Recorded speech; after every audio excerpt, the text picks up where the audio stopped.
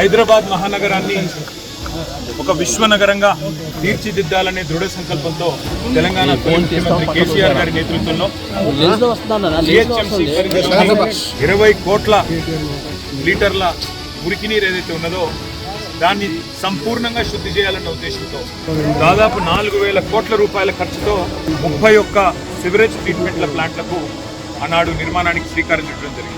భారతదేశంలోనే ఏకైక నగరం 100% సివరేజ్ ట్రీట్ చేసే ఏకైక నగరంగా హైదరాబాద్ని మార్చాలనే ఒక బృహత్తర సంకల్పంతో పెద్దలు కేసీఆర్ గారి ఆశీర్వాదంతో ఈ కార్యక్రమాన్ని తీసుకోవడం జరిగింది. కుకట్పల్లిలో, ఉప్పల్లోని నల్ల చెరువులో, ఎల్బీ నగర్లో, ఇంకా కుత్బుల్లాపూర్లో, ఏవేవైతే రాజేంద్ర నగర్లో ఎస్టీపీల నిర్మాణం చేపట్టామో అవన్నిటిని కూడా మేము సందర్శిస్తాము.